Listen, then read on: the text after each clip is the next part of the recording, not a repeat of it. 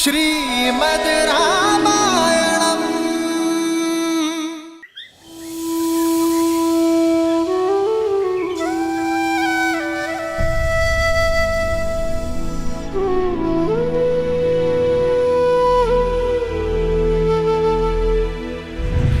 तुम भी अपनी आंखों के तारे से दूर हो जाओगे।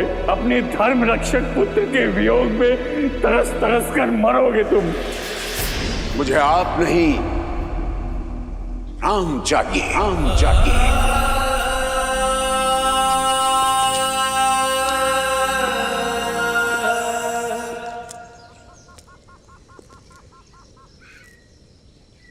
राम,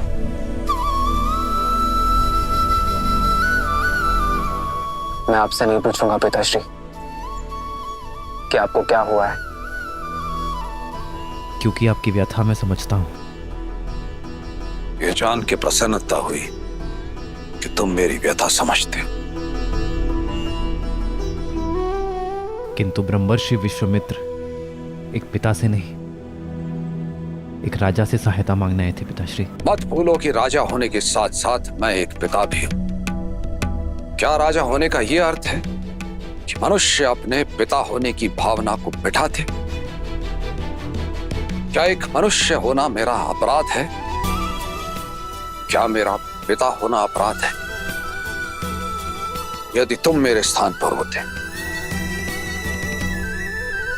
तो राजा बनते या पिता? मैं एक पिता का धर्म निभाता पिताश्री। अपने पुत्र को परीक्षा की आग में भेजता ताकि वो और सुदृढ़ होकर निकले। किंतु राम, तुम जिनसे युद्ध करने जा रहे हो वो राक्षस हैं। और जिनके लिए युद्ध कर रहे हैं वो ब्रह्मर्षि विश्वामित्र है पिताश्री। मैंने उनकी कथाएं सुनी है पिताश्री, जो एक राजा होकर एक ब्रह्मर्षि बन सकने जैसा तप कर सके, जो किसी को स्वशरीर स्वर्ग भेजने का सामर्थ्य रखते हैं। उनके साथ सुरक्षा का कैसा भय पिताश्री? जिनके पास असंख्य दिव्यास्त्र हैं, वो पूरा संसार छोड़कर यदि यहाँ आपके पुत्र को लेने आए हैं तो अवश्य ही कोई कारण होगा पिताश्री। यूं समझिए पिताश्री कि ब्रह्मर्षि विश्वामित्र को आपके पुत्र की नहीं, आपके पुत्र को ब्रह्मर्षि विश्वामित्र की आवश्यकता है। किंतु राम, तुमने भारत के जाने के उपरांत कहा था तुम मेरे साथ रहोगे। आपके साथ ही हूं मैं पिताश्री, क्योंकि मेरी दृष्टि में महाराज दशरथ धर्म और वचन का दूसरा नाम है और मैं उस नाम के साथ हूं।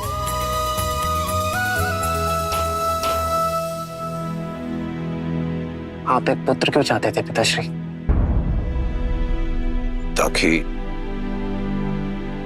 अयोध्या को उसका उत्तराधिकारी दे सकूं, अपने पूर्वजों को तर्पण अर्पित करने वाला दे सकूं। तो यदि आज आपने मुझे ब्रह्मर्षि विश्वामित्र के साथ जाने से रोका, रघुकुल का वचन तोड़ा, तो क्या मैं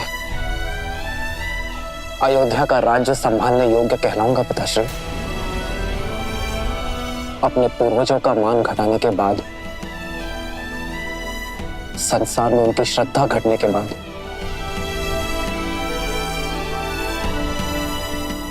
क्या मैं उनका श्राद्ध कर पाऊंगा पिताश्री? मैं आपका पुत्र हूं पिताश्री। मेरा धर्म है आपका आदेश मानना, पर आप रघुवंश के राजा हैं। चयन की दुविधा आपकी होगी और आदेश भी आपका ही होगा कि क्या मैं ब्रह्मर्षि विश्वामित्र का सहायक बन के विदा लूंगा, या यही अयोध्या का मान रघुकुल की प्रतिष्ठा को खंडित होते देखूंगा।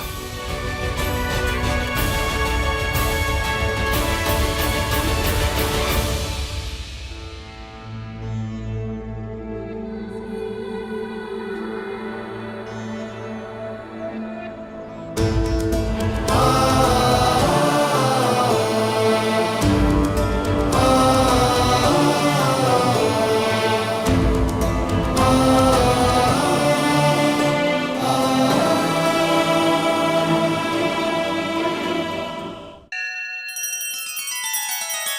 श्री रामचंद्र कृपालु भजु मन हरण भव भय दारुणम नव कंज लोचन कंज मुख कर कंज पद कंजारुणम सिया राम सिया राम सिया राम सिया राम। आदर्श और मर्यादा की है ये कथा महापावनम काट मद श्री से मिला दे श्रीमद् रामायणम श्रीमद् रामायणम सिया राम सिया राम सिया राम सिया राम।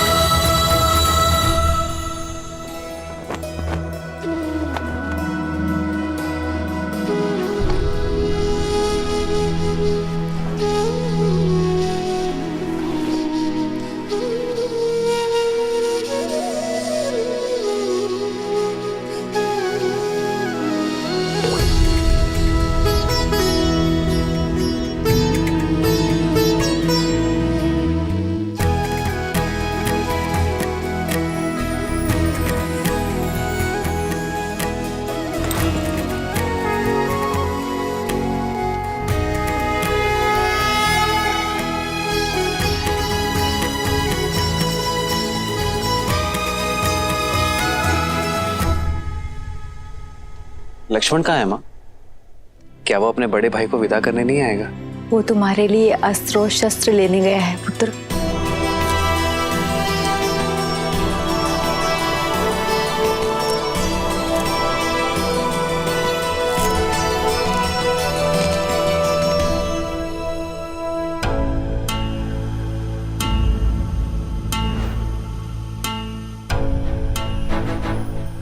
ये क्या है लक्ष्मण? ये दो धनुष? अब दो योद्धा एक धनुष से कैसे लड़ेंगे भैया? दो? केवल मैं जा रहा हूं लक्ष्मण। क्यों भैया? आप पिताश्री के वचन का मान रखें और मैं अपनी माता सुमित्रा के उस वचन को भंग कर दूं कि मैं सदा आपकी परछाई बनकर रहूंगा।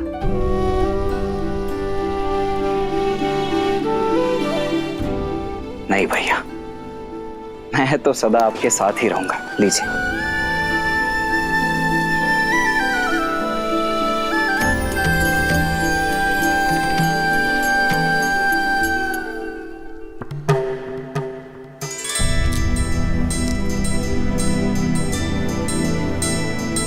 क्षमा करें गुरुदेव, मुझे ज्ञात है कि आपने पिताश्री से केवल भैया राम को ही मांगा है, किंतु मैं सबको बता दूं कि मेरे भैया राम और मैं, उनका अनुज लक्ष्मण एक दूसरे से भिन्न नहीं है। वो देह हैं तो मैं उनकी आत्मा हूं।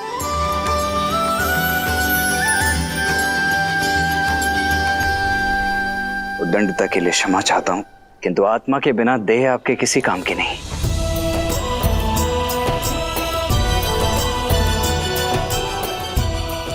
आशा है आप और पिताश्री मुझे भैया राम के साथ जाने की अनुमति अवश्य प्रदान करेंगे।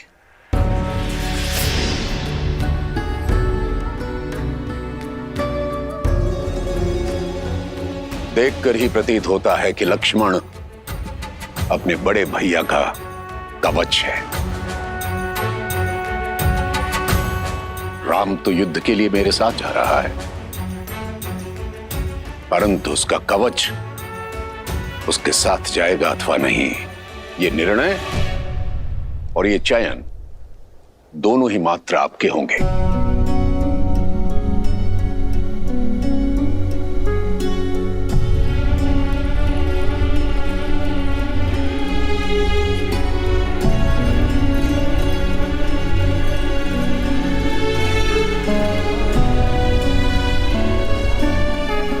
ऋषि, मैं अपने दोनों पुत्र नहीं, अपने प्राण आपको सौंप रहा हूं। आज से आप ही इनके माता पिता हैं।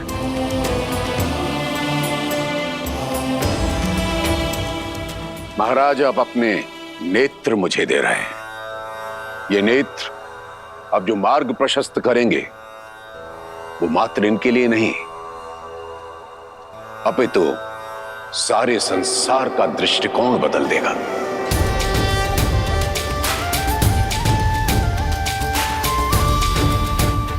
आप निश्चिंत रहें, आपके दोनों बेटे मेरे साथ सुरक्षित रहेंगे।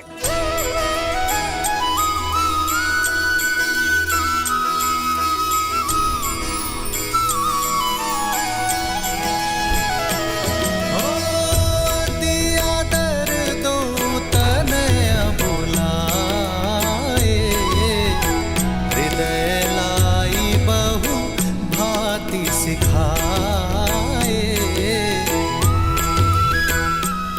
पिताश्री का ध्यान रखना माँ। प्राणनाथ सुत दो, तुम मुनि पिता आन नहीं को।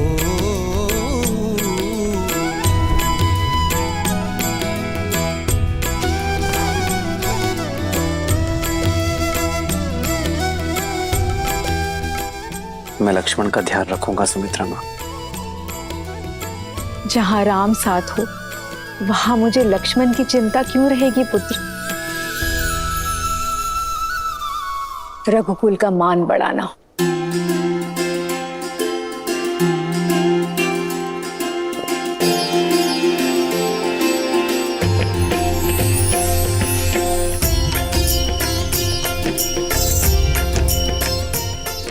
विजयी बाबा,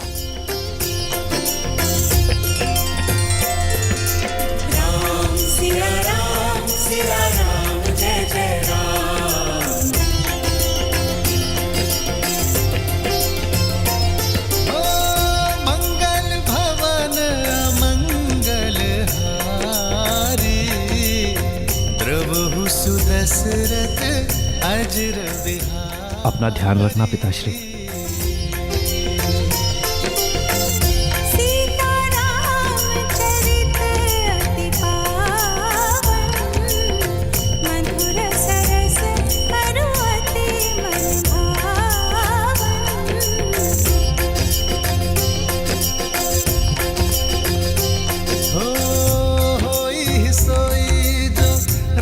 रचिरा को करी तरक बढ़ावे साखा। सिया राम जय जय राम। राम सिया राम जय जय राम। राम सिया राम जय जय राम, मैं तुम्हारी प्रतीक्षा करूंगा पुत्र। लौट के आना। हो रघुकुल रीत सदा चली आई, प्राण जाए पर वचन न जाई। सिया राम जय जय राम। राम सिया राम जय जय राम। नानाश्री और मामाश्री को उनके ज्येष्ठ भांजे का प्रणाम कहना भरत। आपसे दूर होने पर मेरा मन टूट रहा है भैया। भरत,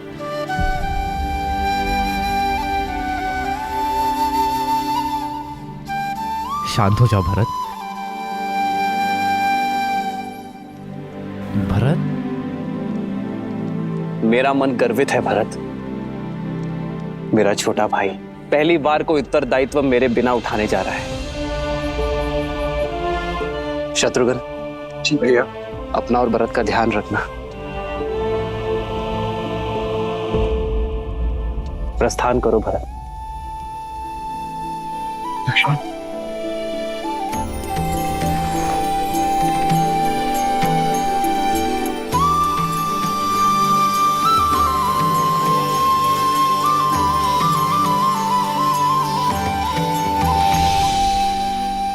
प्रस्थान करो।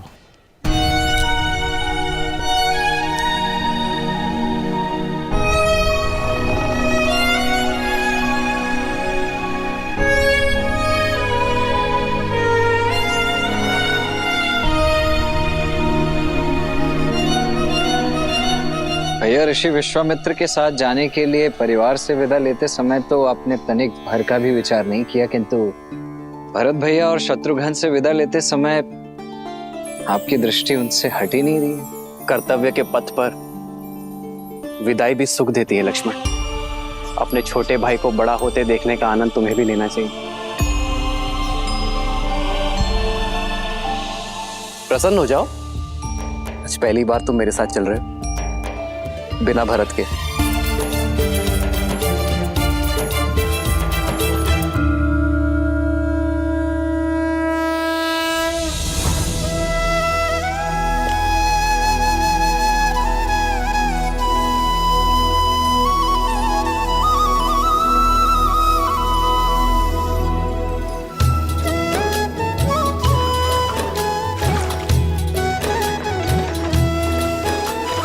प्रियजन से दूर होना भारी मन का द्वंद, पर बिछड़ न कर्तव्य के लिए एक वीर का आनंद।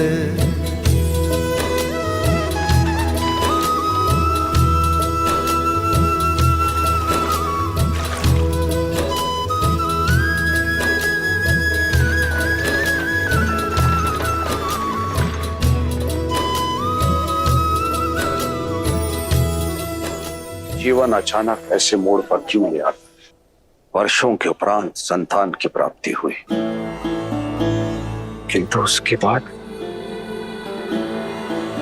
8 लंबे वर्षों तक मेरे पुत्र शिक्षा प्राप्ति हेतु मुझसे दूर चले गए। लौट के आए, कुछ ही क्षण उनके साथ बिताए और फिर से पुत्र वियोग एक बार फिर मेरे सामने उठ खड़ा हुआ है। भय लग रहा है अचार, कहीं श्रवण कुमार के पिता का श्राप अपने लक्ष्य की ओर तो नहीं बढ़ रहा? समस्या ये नहीं कि तुम्हारी मृत्यु श्राप से होगी, समस्या ये है कि तुम हर क्षण श्राप में जी रहे हो। क्यों भूल जाते हो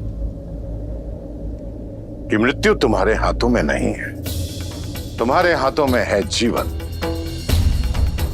तो जितना समय है अपने पुत्रों के साथ बिताओ और जियो, ताकि अपने पुत्रों के साथ समय ना बिताने का खेद ना रह जाए। जीवन कब समाप्त होगा इस डर से जीना छोड़ नहीं देते हैं पुत्र।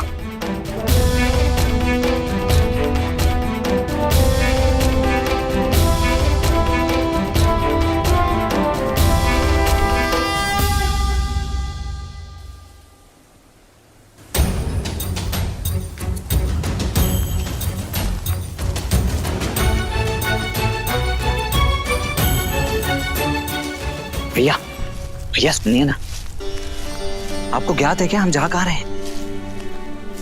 तुम स्वयं पूछ लो उनसे। मैं नहीं, ठीक है। थक गए क्या दशरथ नंदन? जी आचार्य, नहीं तो भैया चलिए ना, आइए।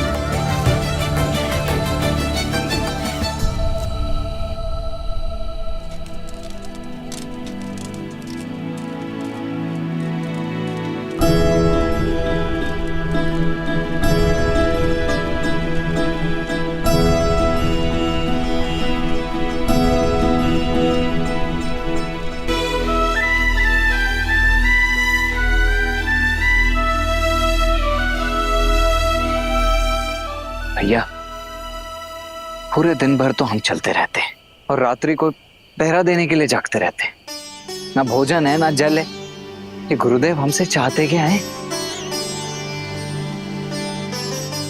कोई कारण अवश्य होगा लक्ष्मण। यदि कार्य सरल होता तो गुरुवर इतनी दूर चलकर अयोध्या नहीं आते।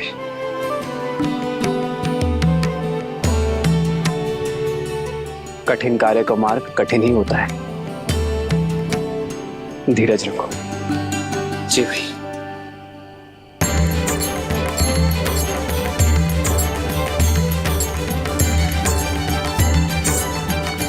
गुरुदेव,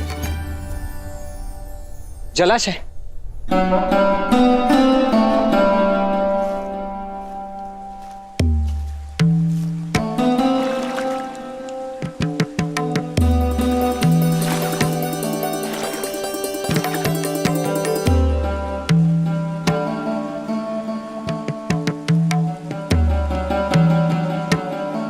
जल पीने योग्य है।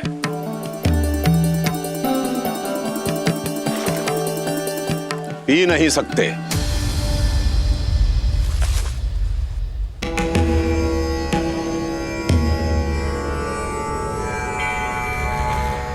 क्षमा कीजिए गुरुदेव, किंतु कारण क्या ये कोई परीक्षा है? परीक्षा और परिस्थिति बताकर नहीं आते लक्ष्मण। मैं तुम दोनों को जिस कार्य के लिए लेकर आया हूं वो कार्य बड़ा ही दुष्कर है। देखना चाहता हूं कि तुम इस कार्य को सिद्ध करने में सक्षम हो अथवा नहीं। असुरों के साथ युद्ध कई दिनों तक चल सकता है। यदि भूखे प्यासे रहकर उनसे लड़ने में सक्षम नहीं हो तो जल पियो और लौट जाओ।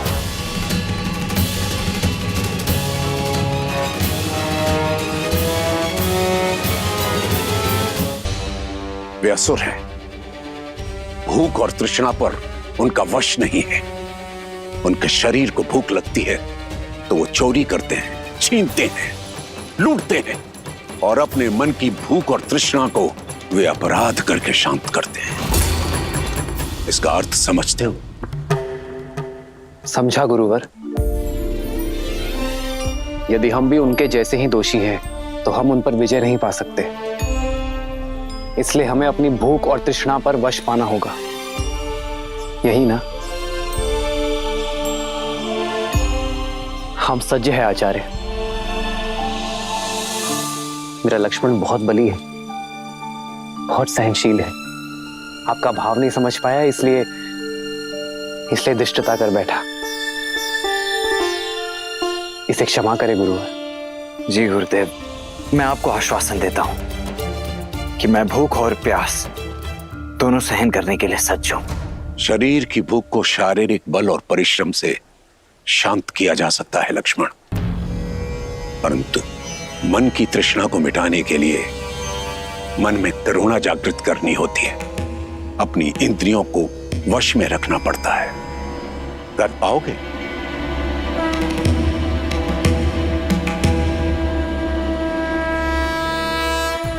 तो फिर चलते हैं। गंतव्य तक पहुंचने में और 4 दिन लगेंगे।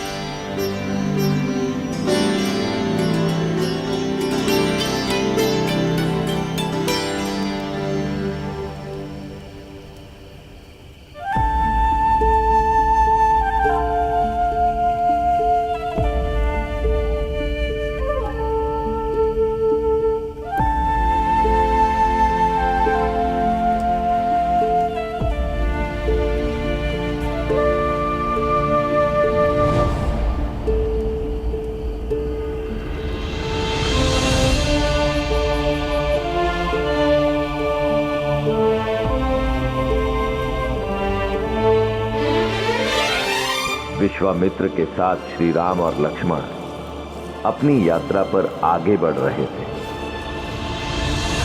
और मिथिला में समय सीता के स्वयंवर की ओर बढ़ रहा था। विश्वास नहीं होता, सीता दीदी के स्वयंवर के निमंत्रण पत्र जा रहे हैं। सोचा भी नहीं था ना, बचपन का साथ अचानक क्यों ही। सीता दीदी हमारे बिना रह लेंगी? माँ भी तो अपना मायका छोड़कर यहाँ रहती है ना, क्या वो प्रसन्न नहीं?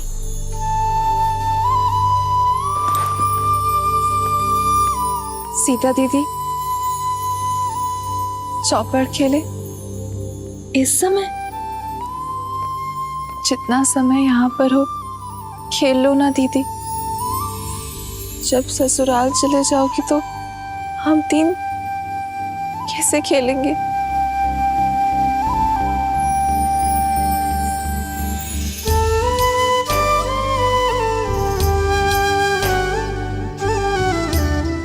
अरे चलो चौपड़ खेलते। चल। तुम इतना क्यों हंस रही हो? क्योंकि सीता दीदी कहीं नहीं जाने वाली। अब ज्येष्ठ पिताश्री ने नियम ही कुछ ऐसे रखे हैं। जिस शिव धनुष को सैकड़ों लोग मिलके केवल हिला पाते हैं, उसे कौन तो उठाएगा और कौन प्रत्यंचा चढ़ाएगा? तर्क तो उचित है, पर फिर सीता दीदी ने कैसे उठा लिया था? हाँ दीदी बताओ ना, जब आपने शिव धनुष उठाया था तो क्या था आपके मन में? नहीं जानती, बस इतना स्मरण है कि मेरे मन में ना तो कोई भय था और ना कोई भार। केवल महादेव से प्रार्थना थी कि हमारी गेंद वापस लौटा दे। और महादेव तो भोलेनाथ है ना, यदि मन में आभार हो तो महादेव दुलार देंगे ही। हाँ, और वो वर भी देंगे जो उनका धनुष उठा के आपको ब्याह ले जाएगा।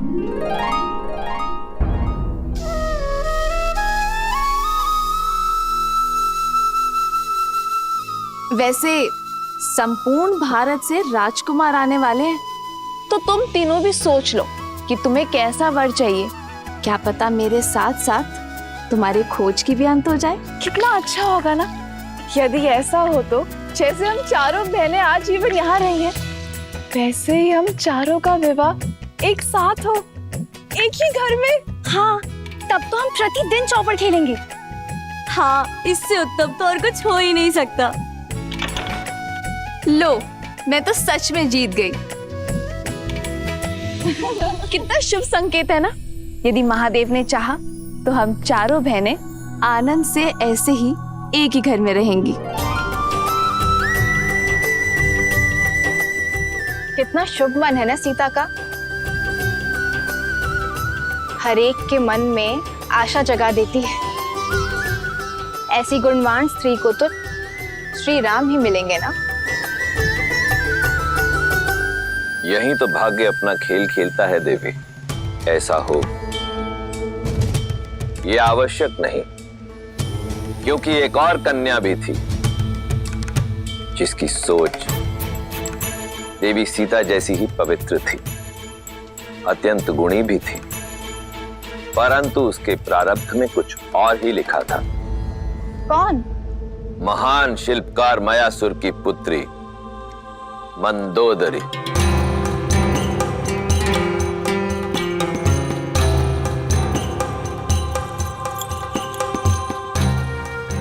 मयासुर ने अनेकों दिव्यास्त्रों का निर्माण किया था और फिर उन्होंने एक अत्यंत शक्तिशाली भाला बनाया।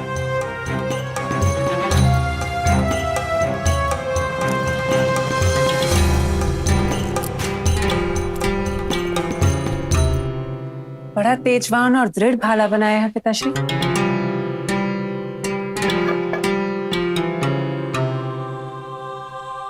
किसी विशेष के लिए बनाया है? हाँ पुत्री, ये संसार का सबसे शक्तिशाली भाला है, जिसका प्रहार इंद्र के वज्र को भी काट सकता है।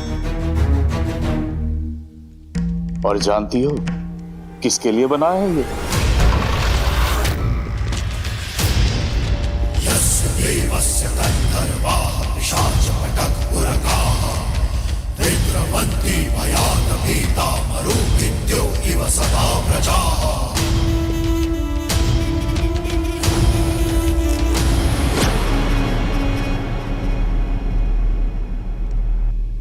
तुम?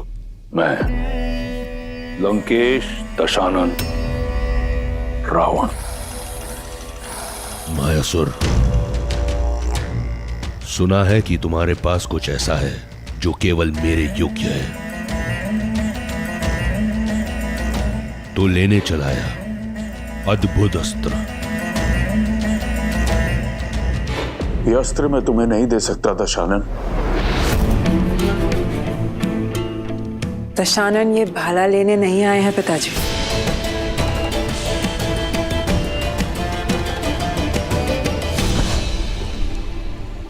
अद्भुत, जैसा सुना वैसा पाया। आंखों में तेज, वाणी में दृढ़ता, रूप में ज्वाला और बुद्धि में पैनापन।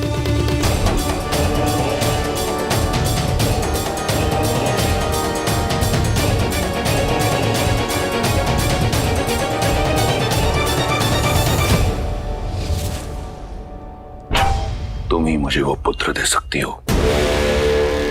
जो मेरा अधूरा स्वप्न पूरा करेगा, इंद्रासन पाने का। नहीं, मेरी पुत्री का हाथ मैं तुम जैसे आतताई के हाथ में नहीं दे सकता। वीर भोग्य वसुंधरा मायासुर, जिसके पास बल है उसी का आज उसी का कल है, और दशों दिशाओं में दशानन से अधिक बली कोई नहीं। एक वृद्ध शिल्पकार के कंठ पर भाला रखकर धमकाना, ये कहां का बल है दशानन?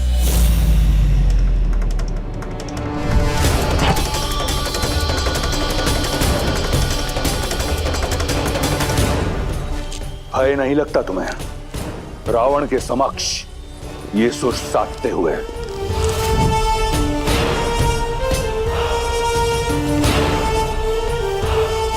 कदाचित तुमने मेरे बारे में सुना नहीं। सुना है ना कि आप दूसरों से उनकी संपत्ति छीन लेते हैं, विवशों से प्राण और स्त्रियों से उनका सम्मान छीन लेते हैं। सब सुना है मैंने।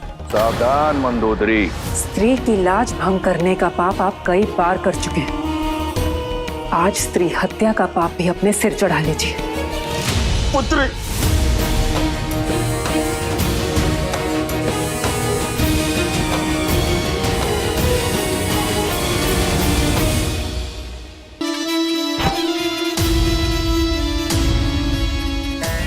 प्राण नहीं लूंगा तुम्हारे। सुंदर स्त्रियों के प्राण नहीं लेते, उनके लिए प्राण न्यौछावर किए जाते हैं। मायासुर, तुम्हारी पुत्री मेरी हुई, और ये भाला मैं भेंट स्वरूप स्वीकार करता हूं। शस्त्र छीना जा सकता है दशानन, पर साथ मांगा जाता है। समान नहीं हूं मैं, सम्मान से एक सज्जन बनकर मेरे पिताश्री से मेरा हाथ मांगिए।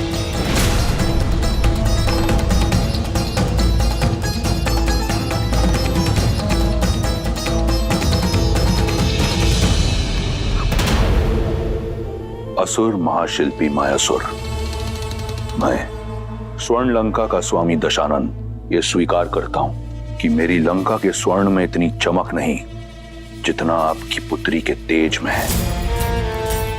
आपकी पुत्री राक्ष महारानी बनने के योग्य है। मैं आपसे आपकी पुत्री मंदोदरी का हाथ मांगता हूं। क्या आपको और आपकी निर्भीक पुत्री को यह संबंध स्वीकार है? मैं अपना उत्तर अपने पिताश्री को बताऊंगी, एकांत में।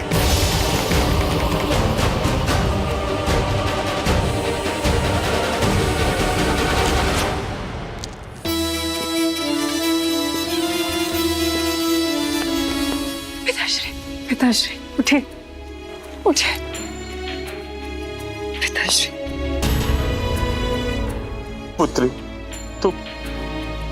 तुम ऐसा नहीं कर सकती। दशानन है वो पिताश्री, वो चाहे तो सब कुछ नष्ट कर कर हमें बलपूर्वक यहाँ से ले जा सकते हैं। इससे अच्छा होगा कि हम सम्मान के साथ जाएं। अपने पिता की रक्षा के लिए तुम अपने जीवन का मार्ग एक पापी के साथ चुनोगी? कैसी आपदा है? नहीं पिताश्री, ये आपदा नहीं, अवसर है। किसी को कीचड़ से निकालने के लिए उसका हाथ थामना पड़ता है। असुरों का सुर साधने के लिए ये त्याग मुझे करना होगा। रावण को मार्ग पर लाना असंभव है। जानती हूं, मैं वर्तमान तो बदल नहीं सकती पिताश्री, पर भविष्य तो संवार सकती हूँ। दशानन की संतान को, असुरों की आने वाली पीढ़ी को मार्ग तो दिखा सकती हूँ। असुरों की आने वाली पीढ़ी धर्म पर चले, इतना प्रयास कर सकती हूँ पिताश्री। मुझे आज्ञा दीजिए पिताश्री।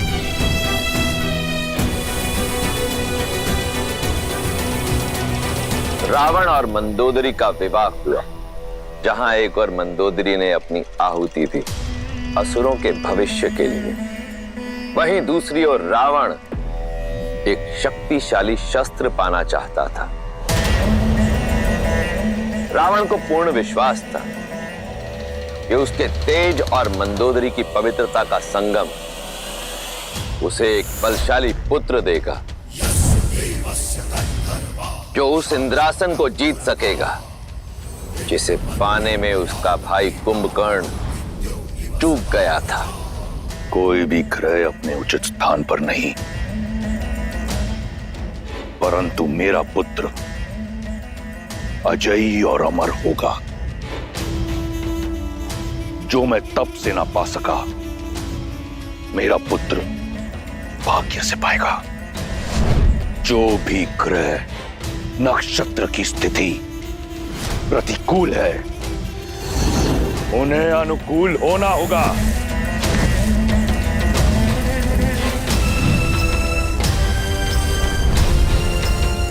यही है लंकेश का आदेश।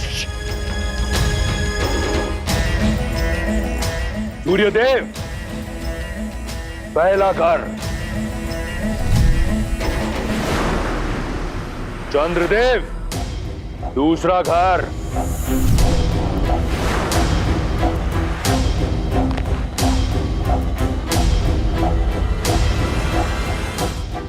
रावण ने अपने बल और भय के प्रताप से सभी ग्रहों को अपने पुत्र की कुंडली में अनुकूल परिस्थिति में आने के लिए विवश कर दिया। शनिदेव सातवां घर,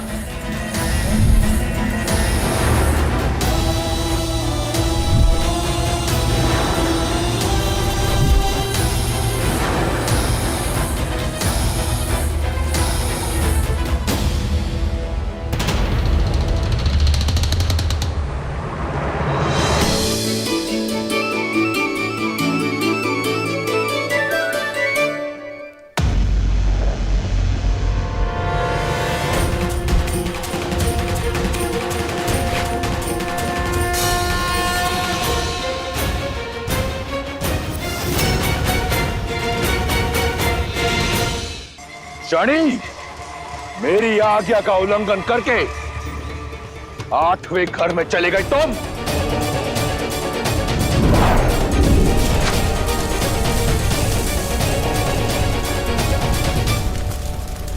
तुम अपने बल से, अपनी हट से नियति के लेख को नहीं बदल सकते रावण।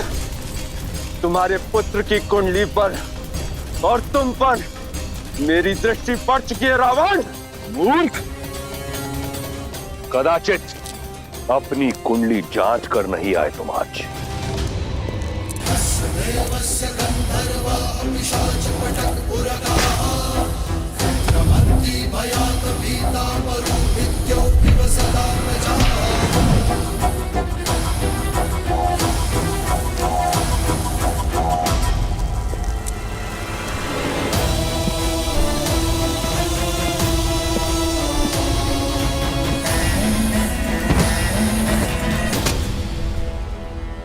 आज से तुम यही मेरे चरणों में रहोगे, जहां सदैव तुम्हारी दृष्टि नीची रहेगी,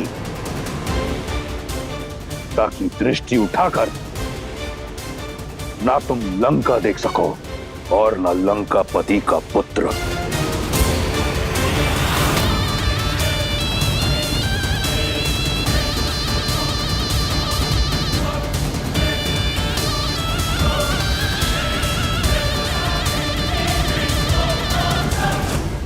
अर्थात रावण ने सदा के लिए शनि को बंदी बना लिया। भ्रम था उसका, क्योंकि इस बार रावण का सामना कर्म फलदाता शनि के साथ होने वाला था, और शनिदेव की दृष्टि कभी चूकती नहीं। रावण वर्षों से उन्मत्त कि शनि की दृष्टि लंका पर नहीं पड़ी, परंतु वो ये भूल गया कि स्वयं रावण पर तो उनकी दृष्टि पड़ ही चुकी थी, और अब श्री राम के रूप में स्वयं काल रावण तक आने की यात्रा का प्रथम चरण आरंभ करने वाला था।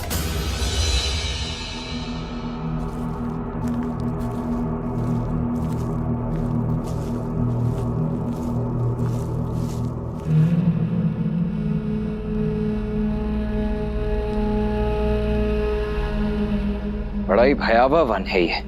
यहाँ का वातावरण ही बता रहा है कि अवश्य ही राक्षसों का गढ़ होगा ये। राक्षसों का नहीं लक्ष्मण, राक्षसी का।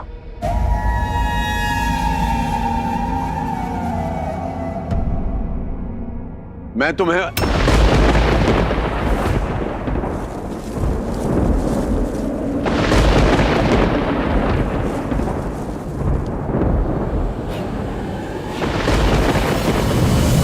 भैया, कौन आया है मेरे वन में? कौन? कोई ब्राह्मण तो नहीं?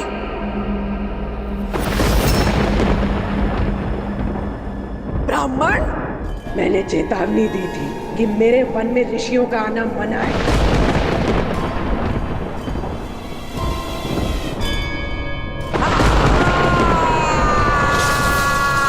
अब तुम सब अपनी मृत्यु के लिए सज्ज हो।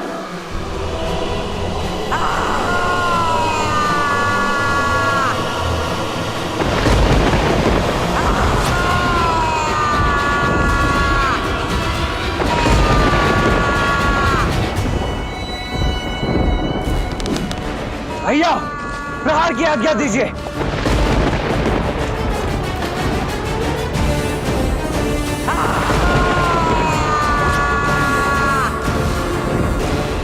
आज्ञा दीजिए भैया।